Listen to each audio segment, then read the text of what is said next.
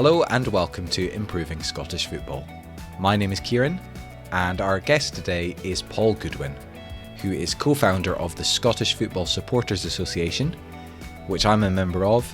I'm sure a lot of you guys are members of as well, and if you're not, you should definitely join. Paul is vastly experienced in the world of Scottish football, has a really interesting marketing background, and just generally has an amazing CV. And he's also had a huge amount of experience in terms of helping fans gain ownership of their clubs as well. So you'll hear all about his experience as the podcast progresses, and some of the stuff that is revealed in this pod is going to blow your mind. Things that you could hardly believe. So make sure you listen all the way to the end. It's a fascinating conversation. And ultimately it really shines a light on what goes on behind closed doors in Scottish football. So Paul is, like I said, co-founder of the SFSA. They sponsored a fan-led review last year. This was technically done by the Scottish Football Alliance, and that included the likes of Walter Smith, Craig Brown, Henry McLeish, and other great names. Make sure you go and find that online. It's really easy to find, and please have a good read of it. It's a fantastic publication and really sets out a positive vision for Scottish football. It's worth bearing in mind while you listen to this that I have approached the SFA and the SPFL, and I've invited Ian Maxwell and Neil Doncaster onto the podcast, and I've also opened it up to anyone else at those organisations if they want to come on instead. I haven't heard back from either organisation yet. If anyone is listening, this is an open invite. You can get in contact with me, improvingscottishfootball@gmail.com, or my DMs are open on Twitter. I'm not hard to find. Anyone from the SFA or SPFL, you'd be very welcome on the show. Please do like, share and comment, and make sure you're subscribed for all the new content we're going to be releasing, because we've got some great episodes lined up. And please do leave 5 stars on your podcast app. You don't even have to write any words down, just hit those 5 stars. That'll really help grow the podcast. Let's keep this going. Let's improve Scottish football. Okay, hello everyone and welcome to the podcast. Today I'm delighted to be joined by Paul Goodwin. Paul, how are you? Very well, thank you. Thanks for the invite, Kieran. Good. Well, it's an absolute pleasure to have you on. Quite a few people have been messaging me over the last few months and said, I need to get Paul on, or certainly someone from the SFSA on. So can we, do you mind starting out by just giving us a little bit of an introduction to yourself for those who don't know you? Yeah, for those who don't know me, I am the co-founder of the Scottish Football Supporters Association. My football background is quite varied. Like most people in Scotland, I started out dreaming of being a professional footballer. Got as far as an S form at Queen of the South, but never progressed any further, and ended up playing university football and then amateur football and everything else. And my career took me into the marketing at football. I used to work for Scottish Newcastle and got involved with their sponsorship football teams. I'm the man responsible for putting a big blue star on the shirts at Newcastle United. Are you? Oh, that's Yeah, fantastic. yeah. During the Kevin Keegan era. That's so iconic. Yeah, it's kind of followed me around. I just kept on saying to the department, my boss, look, we've got to do this. I looked after Newcastle Brown Ale. I was a brand manager for it, and said, look, we've got to do this. We've got to do it. And he kept on saying, oh, it's going to cost a lot of money. And eventually the link was so strong that we did it, and it was really successful. And we're one of the few people in the office who actually knew anything about football. The recruitment policy was very Procter & Gamble at the time. It was Uxbridge graduates, so they were into jolly hockey and rugger. I think I was the only football person in the department in Edinburgh, which seemed quite ironic. So I looked after the sponsorship, went up and down to Newcastle all the time. and it was an absolute pleasure. It was brilliant. Great club, great city. And by coincidence, my grandfather had actually played for Newcastle United, so there was a little family connection there. Although I have got to say, he wasn't a Newcastle United legend. He came back after 1 year because it was too bloody cold down there. So before he Colder in Newcastle than it was in yeah, colder Scotland. in Newcastle and Glasgow, very much so. Glasgow, West Okay. Coast. Oh, it's very cold, biting sea from the northeast, from the North Sea. So I did that, and then getting further involved with other concepts that we get involved with. Tottenham Hotspur, we did Holston Pills, and then Chelsea, we did Coors, which was really great fun. And I was working with the Coors brand in Chelsea for about 3 years. So that was my time at Scottish Newcastle. That took me into understanding about how big clubs worked, the kind of commercialization of it, sponsorship, corporate hospitality. Meanwhile, I gave my services free of charge to the team I love, which is Partick Thistle. And for about, I think, 4 shirt sponsors, I found them the shirt sponsors and helped activate them and kind of make that all happen for them. So that was my kind of background in football. Set up my own business, and it was called Big Blue Star. And I throw back to the Newcastle United days. And one of my first clients was Nationwide Building Society.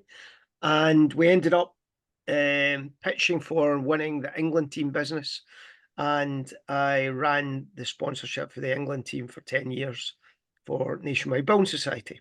Wow. So I had a fairly strong track record in the commercial side of football. Came back to Scotland when my wife was pregnant with my son, because you just couldn't have your son born in England and the chance that he might not play for Scotland. Came back home, and I did some work for the SFA when Gordon Smith was there. Brought in a few sponsors, helped them restructure the sponsorship package, and then get involved, and this is where it takes me to fans affairs. I get involved in Stirling Albion. A friend of mine ran the sponsorship there for Prudential. We're one of the longest running sponsors in Scotland, if not Britain. And the club were going through a bad time.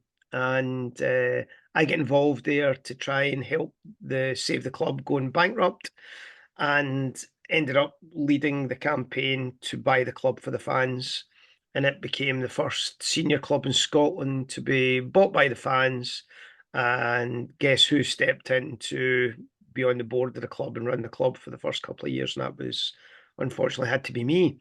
So that was my kind of football background. How I get involved in fans affairs was really by quirk of coincidence. Stirling was really my local club. Of course, I wanted to help out. And then once I started running the club, it took me into the corridors of power. I was a constant thorn in the flesh of the football authorities, because as the first club that was owned by fans, there was lots of issues that I kept with my fans hat on, thinking about, I've got 2,342 members. How would they feel about this? Just wee silly things, like, for example, there was a sponsorship announced with Iron Brew, and at the time my wife's a school teacher in Stirling, and been talking about how all the issues that they had in dental health, and kids in the poorer schools not going to dentists, and the corrosion and soft drink issues. So I stood up at Hampden Park in front of the 42 clubs when they announced this sponsorship and said, had anybody thought of this? Had any considered it? And I was pretty much heckled and booed and told to sit in my arse. So that was just a flavour of suddenly how fan ownership became an important part of the agenda for myself, and also for what became the SFSA. So that's my kind of potted history of starting in the technical side of football and the management side. Fans affairs really came about after Stirling Albion. I was contacted by the Scottish Government, and They had seen me on the television a few times. I'd been asked by Panorama and God knows what else, all the other programmes, Newsnight, I think it was on Newsnight a couple of times, talking about could Rangers become fan-owned. And having seen it happen at a small club with a 600, 700 fan base, I thought it'd be a huge opportunity for Rangers. And I talked about what an opportunity it was. On the back of that, there was a bit of an implosion in Scottish football. And what happened was that the Scottish government were inundated by emails, faxes, letters, every form of communication under the sun at the time, basically saying, what's going on with Rangers. On one hand, a lot of people saying this is a great Scottish institution, why is it being allowed to die? Others, on the other hand, saying, where's the corruption and the fact it's going to cost millions and millions of pounds. So what came out of it very, very strong was the first time in history that Scottish football fans ever had a voice. I'd love to tell you it was me gave them the voice, but it wasn't. It was really to do with the five-way agreement and Hampden Park trying to stitch up Scottish football fans by having Rangers playing in the Premier League, despite the fact they had actually been liquidated. And that was all been done for commercial purposes because the greed of the clubs that were in the Premier League wanted to keep Rangers in, even if it was they were lying with their throats cut. They didn't really want any kind of punishment, unlike Livingston and Dundee had gone before, who went down the way to start again. Certainly Livingston did as a liquidated club. The same should have happened to Rangers. So the fans started rebellion against this. It happened really at a convenient time because season ticket sales were just about to be announced. And it started, and if I'm wrong, please, some of the fans who know this, tell me I'm wrong. But I think it pretty much started in the East Coast. It was Aberdeen, Dundee United fans, primarily with the early adopters, and then it swept across the country, where people at Stuart Mill and Aberdeen were getting told, and Stephen Thompson, that they weren't buying season tickets unless they voted against this provision that the SFA and the SPFL and the Scottish Football League were trying to push through. So that was fans having a voice. But what happened after that was obviously Rangers were liquidated. They did start at the bottom. We were told it would be Armageddon by Stuart Reagan and Neil Doncaster. The Scottish football would never survive, which of course is baloney. And what in actual fact it did is it not only was it cathartic for Rangers fans to kind of take the punishment that most of the honest, decent Rangers fans accepted they deserved, but it also fed the economic vibrancy of Scottish football by putting money in from the bottom and letting it kind of feed up as Rangers went through the divisions. So it was really positive. So what happened to me at that time? I know this is a very long story to get to a very get to conclusion. But what happened is the Scottish government said, look, somebody's got to speak up for fans. This is a moment in time. So they asked me if I would be interested in taking that role on. I wasn't overtly excited about it. I had a contract in England at the time that paid an awful lot more money, but with a fairly small child, toddler on around and another one on the way, I think it was, I thought, well, you know what, Scottish football, it's a chance to give back to the fans. What little experience I've got could be useful for them. So I accepted working for the Scottish government. However, it was, as always the case with these things, it's not straightforward. And they couldn't take me on as a consultant. They weren't able to do that. So I had to go on the umbrella of an operation that was based in England, which was called Supporters Direct. And I ran that operation in Scotland for 2.5 years until it got to a point where it became completely untenable because of the pressure put on by the SFA and the SPFL. They didn't like me, really, because, as I said earlier, I challenged the norm. I don't believe that what you have today is what you should accept. my professional career background as a marketeer is that you're always looking to improve things. The only things that stop you improving things are time or budget, but everything else can really be improved. So I was an agitator, and through the piece, I was involved in Dunfermline, which was incredibly messy. Gavin Masterton, former governor of the Bank of Scotland, hugely powerful figure, saw the collapse of that club and then helped the fans take a stake in it and help the guys that actually bought it get it back. Also worked with Brian Jackson at Hearts, which was very challenging, very difficult, and got that back into place. But it got to a point where when we had the fans protesting at Kilmarnock against Michael Johnson, with the Johnson Out campaign, and we had fans at Hibernian shouting to get rid of Rod Petrie. And as the fan spokesperson of Scotland, me supporting those fans, that became incredibly unpopular at Hampden Park. And the Scottish Government were told that Hampden Park would no longer deal with me. They never used the word agitator, but that was basically what was the sum and substance of it.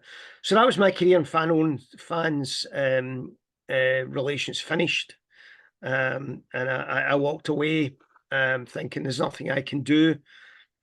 There was a bit of a smear campaign. A lot of journalists were told lots of naughty porky pie stories that, I wasn't this and I was that and all that. And some of it still carries forward to this day. Oh, really? But what happened after that, it was Henry McLeish, our former First Minister, contacted me. And Tony Higgins contacted me, who was obviously Players' Union, got me for a coffee in a trendy West End coffee shop and said, "You can't walk away." I said, "I'm walking away. I've had enough." The pressure, no support, nobody cares. The power mechanisms at Hampden Park are so strong, it's impossible to fight against. But Henry and Tony kind of said, "Look, the players have got a union. The managers and the coaches have got a union. The fans need a union. You need to do something." So I went from a position where I was paid, not quite handsomely, but paid a decent salary, looking after fans' affairs in Scotland, to doing the same job in essence, but doing it for free. I thought that would last for about 6 months. But as we approach our 10th anniversary, it continues to evolve and emerge. In some respects, I'm really annoyed at Tony and Henry because I could have got away and done something and used the time wisely. I was young enough at that stage to still get some earnings. But at the same token, it just takes one or two people to kind of recognise some of the things that you've helped with. And I always say, if we weren't there, what would be happening? And, my inbox every single week is cases of people, can you take this up for us? Can you challenge it? And it's not easy because Scottish football has had 150 years of not listening to fans, and trying to break that mould is quite a challenge. Okay, so the Scottish Football Supporters Association, then, give us a little bit of an overview as to how it currently works and how many members you've got. Okay, so when we started the organisation, which was the 9th of April 2015, a man who likes a birthday, we modelled on the Football Supporters Federation in England, which was one member, one vote, which was individual fans able to join, but also fans groups. When we spoke to them, it's a guy called Kevin Miles, who is a fantastic chief exec. He's been chief exec there for about 12 years. And he said, look, if you want to challenge the football authorities, it's a numbers game. You've got to show that you've got support. You've got to show that you've got people with you. So our starting operation was collecting individual fans. We got a huge start. Jock Brown was a great help to us, and he got Gary McAllister on to help us launch. And we got individual messages from Gary which got a lot of fans on board, primarily Scotland fans, admittedly, but it got a lot of fans on board for us. So we're structuring, we've got individual fans. So you're a Hearts fan, you join. You are a member of the Foundation of Hearts, the Foundation of Hearts join, or the Welsh Society, they join as members if you're a Motherwell fan. And the third area where we have membership is probably a fairly recent one, which came about through COVID, and that's for grassroots clubs. What we found is a lot of grassroots clubs were coming in asking us for help. Some of the big clubs, like names you would know, like Hutchie Vale, Giffnock Soccer Club, Hillwood Soccer Club, Musselburgh Windsor, they've all joined because nobody represents those clubs at grassroots. And that's a real challenge because grassroots football is controlled by the SFA, with a filter process to the SYFA. And they all feel they're banging their head against a brick wall. In particular, during the times of COVID, there was examples, for example, and I know this because I was running an under-17s team myself, that I could go and watch a game at a stadium with 500 people in it, all spaced out, but all the parents from my son's under-17 team weren't allowed to stand around a grass park at Stirling University and watch the game. They had to drop the kids off and go away in their car. And that was happening right across all of Scotland, and nobody could actually do anything about it because there was nobody representing grassroots clubs. So we started our grassroots section in, and it's thrived, and it's absolutely a massive section. We now have over 80,000 members. It's probably nearer about 82,000. You know, they don't pay a membership fee; it's always free. Last year we called for elections, and we elected people to our board. 2 people come onto our board. We've also got a shadow board for mentoring people who can input and potentially step up to the board at the right level. Our remit is to represent fans to all the other stakeholders in the game. So if that means, you know, say managers get concerned about fans because of behaviour, we'll go and sit down with Billy Brown and the guys at the Scottish League managers. Or if it's players, we'll sit and work with Fraser Wishart and the guys at the Players Union. Or if indeed it's a government issue, we'll go and talk to government, whether it's at Westminster or at Holyrood. So we represent the fans, obviously to Hampden Park as well, where we're allowed. Most of that's knocking on the door but not really getting anywhere, because again, is what we've described previously. So we represent the fans there. Our other main objective is to promote the game.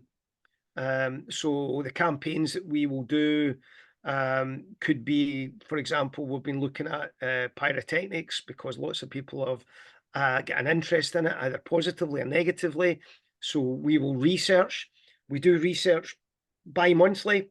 So and that means that any issue that involves fans, the media will come to us and ask us a question. And it's not Paul Goodwin, and it's not Andy Smith, our chairman, or Stuart Murphy, or chief exec, saying all fans believe. As we can quite categorically in most issues say 93% of the Tartan Army believe that Scotland football match should be on the television, on terrestrial television, so that the whole nation can see them. Where did that come from? That came from the survey that we did 2 months ago with the Tartan Army. So we always have the data. So there's a research element to what we do as well. But it feeds into those 2 other things. It feeds into being able to represent the fans. So if somebody asks a question, whether it's media, whether it's the government, we've got an answer. And it also ties into, can we promote the game? Other things that we've done promote the game, you know, we've had a good relationship with our friends in Malawi. We've done coaching over there. We've done coach education with Jimmy Bone, famous name in Scottish football. We're sending kit over there just now. We've got one of our members going over there to deliver education courses over there. Done lots of stuff here in Scotland. We supported Scottish fans with food banks. Well, you know, the list is long. The fans awards, trying to make sure that all the fans have a voice and a say, even if it's just saying who scored the best goal in Scotland last year. No one ever asked them until we started those things. So They are our primary core objectives. Easy to deviate off of them, but most of them all come back to that. Who represents the fans? What do the fans say? Listen, quite often, and you'll see it in threads right across Pine Bovril and various other threads, that we can equally be the bogeymen, because we've stayed the stat that 53% of fans would prefer that there wasn't pyros there, or 62% of fans would prefer alcohol to be served at grounds. And you'll get the other ones who'll come back and say, you can't say that. You can't. But all we're saying is reflecting what the consensus of the fans is. And sometimes they don't reach a consensus. There's an issue like pyros, which is in the middle, which is split by a demographic, mostly a socioeconomic demographic, but also an age profiling demographic. Yeah. Whereas codgers like me don't really want to see that for all, but my son would quite happily, I'm sure, as an 18-year-old, have a flare if it was allowed one. So we're going to come on to one of your biggest pieces of work. It might be the biggest piece of work you guys have ever done, but the fan-led review, which was technically authored by the Scottish Football Alliance, is that correct? But sponsored by the SFSA. Yeah. I'll kind of explain the alliance type of thing. We realised that the Scottish Football Supporters Association is what it says. It's named as in the tin, with a side of maybe some of the other areas like grassroots, that we couldn't be totally representative.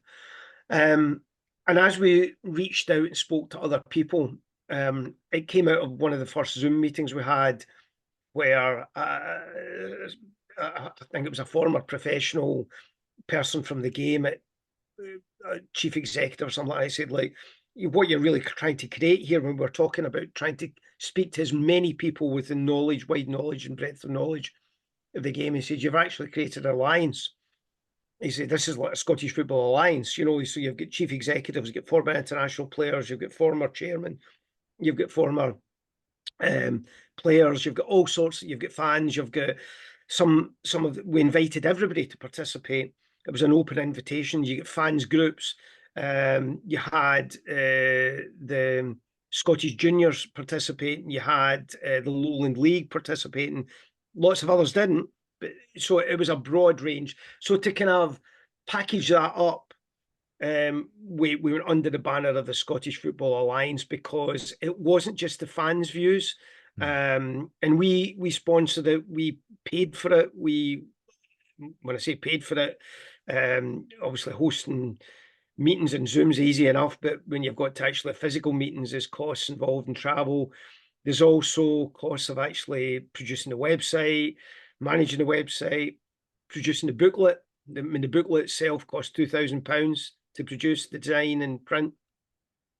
So we kind of sponsored it, but the range and depth of people involved was staggering, and it showed us, I think there's a fundamental belief, if you're in the 6th floor at Hampden Park, to quote Ian Maxwell when he was in front of a committee at Holyrood in December, the governance of Scottish football is robust.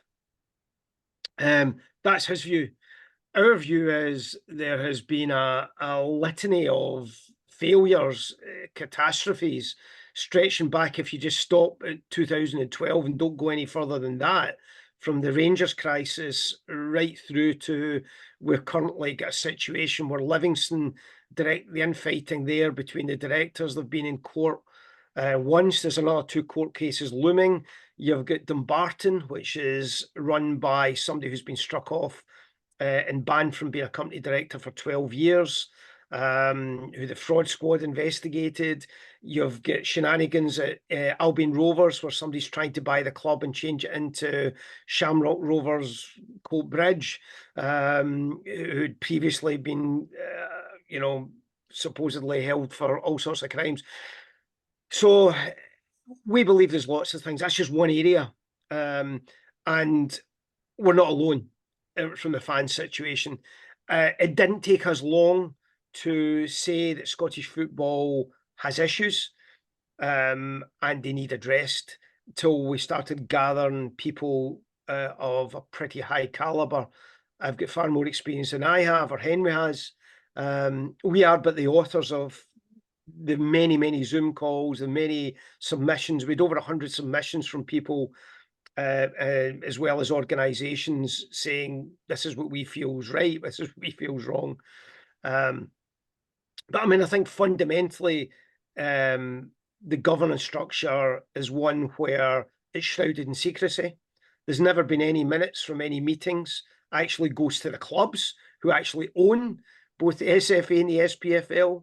There's huge conflict of interest. The chief executive of the SPFL sits on the board of the SFA. The SFA board is populated by chairmen of clubs, or they stop being chairman of the clubs so they can be the SFA, but they're totally ingrained in that culture. You've also got voting procedures where the SPFL, where people are only on for a year. And most people we've spoken to who have sat in those boards say that they actually go in and it's not really a board meeting, that somebody comes in, the chief executive comes in with the chairman and have actually said, this is what we've decided, here's the discussion points. So there's a litany of, as I say, of just shambolic governance.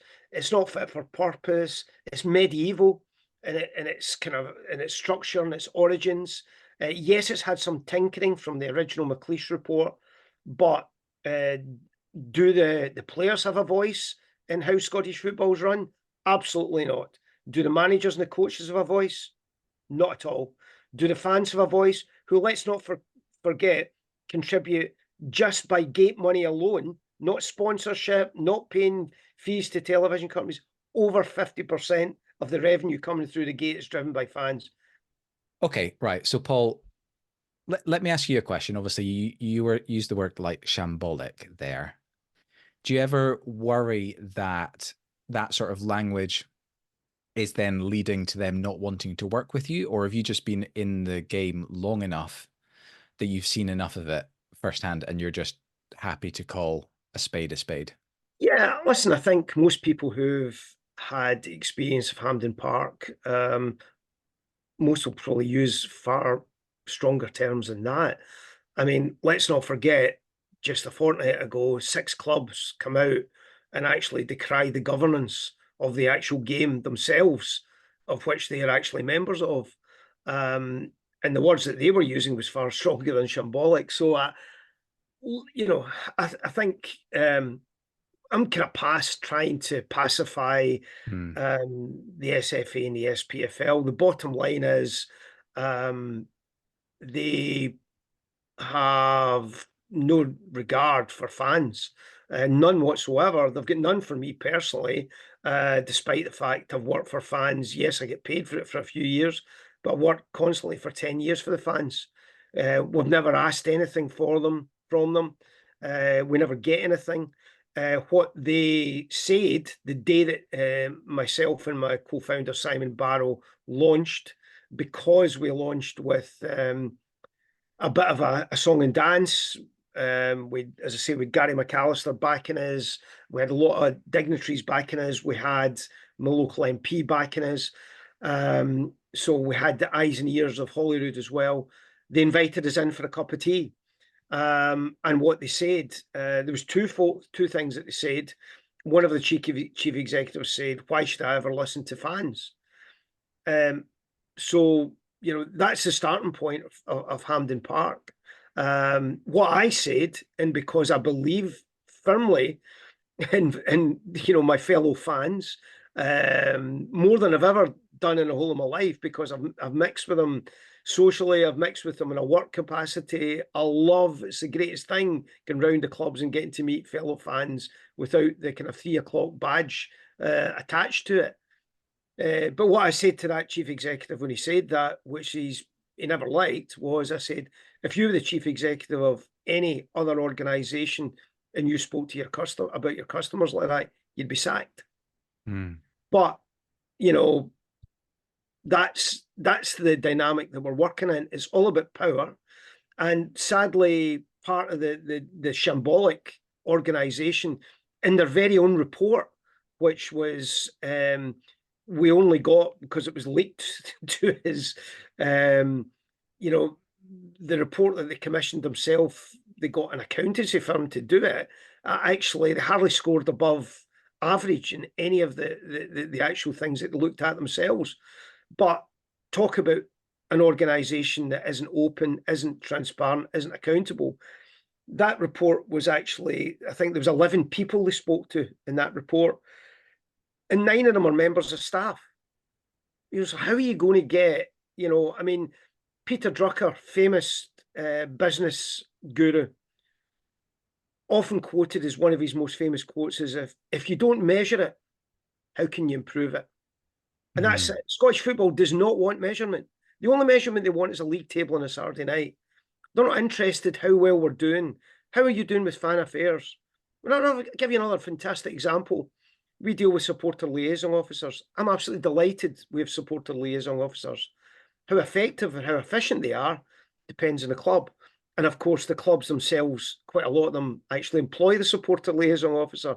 So, but Scotland was the second last country in Europe to actually take supporter liaison officers on as a concept. I think Kazakhstan or Albania was the other country that didn't have it before us. And the only reason they were forced to do it, apart from me shouting at them in 2011, 2012, when I was paid to, was that UEFA threatened to take the money back because it was a UEFA-funded programme. That money was coming into the SFA and it wasn't spent in SLOs. It was actually spent, I don't know where. But because there's no money, there's no accountability and there's no transparency. I mean, I'll give you another fantastic example. The Scottish Government, via Sport Scotland, give the SFA £1.2 million a year. The SFA and the Sport Scotland sit down to decide what the terms of reference for that should be, what should be spent on. It's generally under the terms of grassroots. Their definition of grassroots and my definition of grassroots and the definition of all those clubs I mentioned to you are members of grassroots is somewhat slightly different. What the SFA do with the money, yes, have to feed back to Sport Scotland, but it's marking your own homework. They set the rules. They say how they want to spend it, how they're going to spend it, and what's going to be done for the good of the game.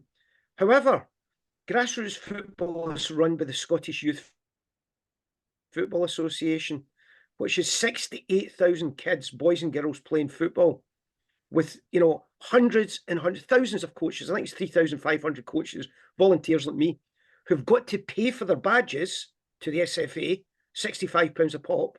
And guess how much the SFA give the Scottish Youth Football Association to run grassroots football for the whole of Scotland? £65,000 out of the 1.2 million. Who's doing something about it? Who cares about it? Who's fighting for those grassroots clubs? So that's just one example. Scottish schools football. Every international player that we've got in that team, just about, that came from Scotland, with his origin in Scotland, played for his school team. I know my own school team that I take for my son's team played against Kieran Tierney's a couple of years ago, and they were proudly have Kieran's Scotland shirt up in the hall of the thing. We beat them, by the way. But, you know, all of those players started in their school team. How much does the SFA fund the Scottish Schools Football Association? Well, we only know because an insider told us, because there's no openness, no transparency, no documentation. £20,000 to run schools football in Scotland. You've got to be joking. So there's just a couple of examples. There's dozens of more. You know, fit and proper person. Should Dave King ever been allowed to anywhere near Rangers? It's 61 counts of admitted, you know, conspiracy and fraud. And this is not me. I'm not a lawyer, right? But that's a fact. But he passed the fit and proper person. Could, you know, Craig White, with his 42 companies that had actually crashed and burned, be allowed? But because of the Daily Record and the Sun got his press release and said he was a billionaire, he was allowed in. You know, this is, you know, what's happened at Hibs. 25% of the club's been sold. They've just changed the rules. Is that a good thing for Scottish football? Does it just mean more guys come from Bournemouth's reserve team? Does it put a block on Scottish young players playing at Hibs? The Hibs fans voted against it on the board, outvoted, because the SFA are looking at the overall good of the game, supposedly. But the problem, one of the major fundamental problems, is the SFA, back to the days of Jim Farry, Ernie Walker, was an independent, established body. Now it's the SPFL. The money all goes into the SPFL. It's run by the clubs for the clubs. So all these things that are there don't really matter to them. I'll give you another great example, a great story. Last week, we get contacted by organisations to see if we'll help. They know we send newsletters out to 30,000 people every week. They know we've got a big network. We know we care. We always care. But in a week, we had the cerebral palsy team from Scotland trying to raise £40,000 to represent Scotland in the Euro Championships.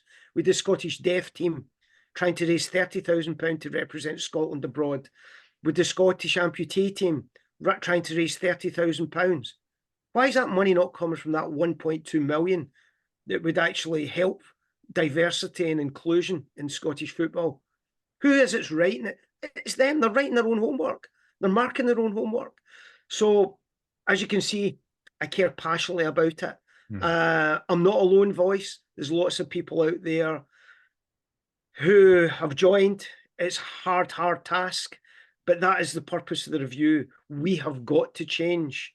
It's got to be modernised. There's got to be openness. There's got to be transparency. And hopefully some sort of smidgen of democracy within the game that we all love. Yeah. Are there any shoots of optimism in terms of how these governing bodies are there any signs that they're beginning to change their ways or become a little bit more modern and progressive? Or are you literally seeing just the same old stuff and this is the way we've always done it, so this is the way we're going to continue to operate? I think, going back to when we've met them, they are more than happy to have us in a pigeonhole, which is, they call it, we will engage with you if you're a critical friend. They do nothing to support fan affairs. In England, for example, the Football Supporters Association are funded by football. We wouldn't dare take the money off of the SFA or the SPFL because their reputation is so bad with fans. The stigma, in England, they can take the money off the football authorities, but protest outside the doors at the same time. We can't be a critical friend. You're either a friend and you're part of the organisation, or else, you're a critic. And as soon as you criticise, you're closed down. You are closed down.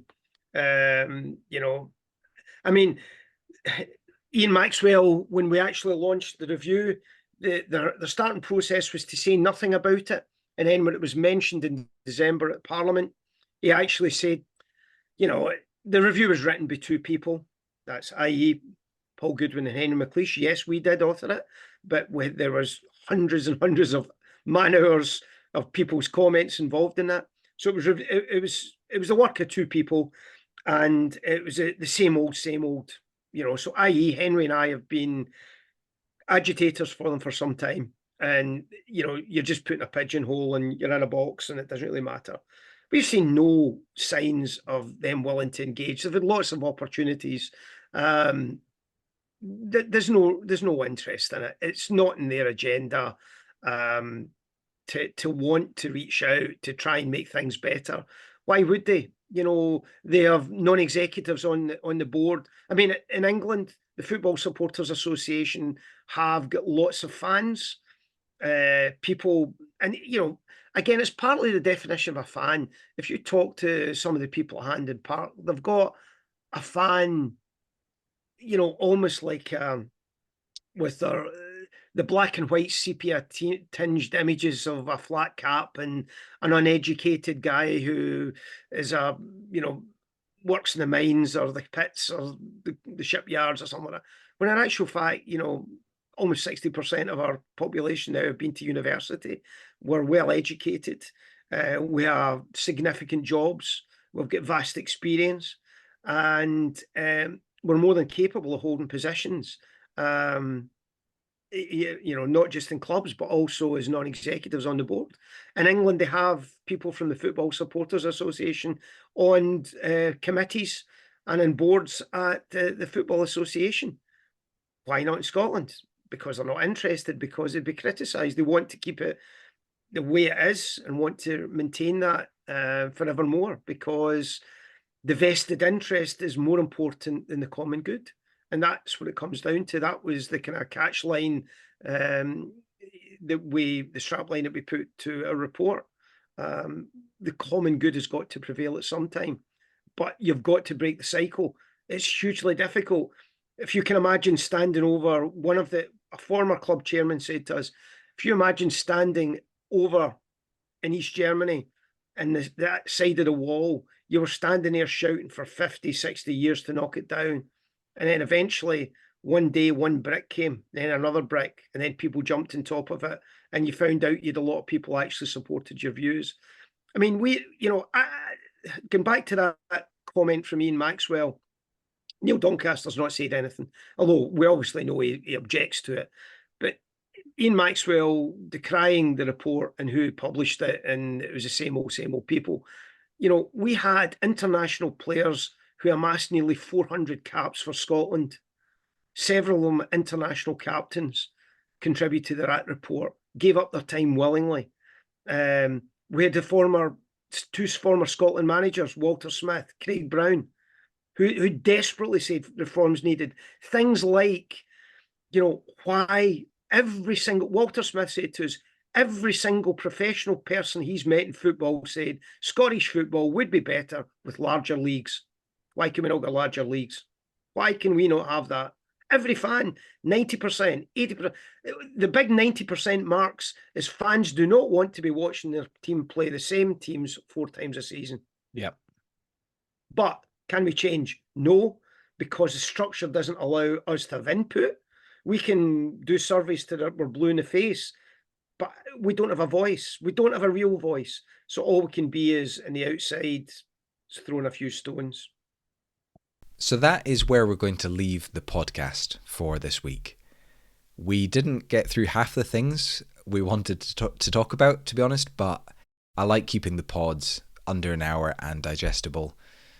But honestly, I could listen to Paul for days. So much experience and so many stories. So I'll be certainly getting Paul back for a part 2 where we are going to do this whole thing again. I mean, to be honest, I could probably do a part 3 and a part 4 with him as well. But make sure you're subscribed for all the future content, because honestly, we've got some great stuff lined up, some really good guests going forward. So that's about it for this episode. Apart from for me to say a big thank you to you for listening. This podcast was produced by Edinburgh Documentary Films, which is a film and media company co-founded by me, Kieran Hennigan. So we make documentaries for TV and cinema, but we also work with companies and brands to help them tell their stories in impactful and meaningful ways. You can find out more at edinburghdocs.co.uk, and please contact me directly if you'd like to talk about any potential projects.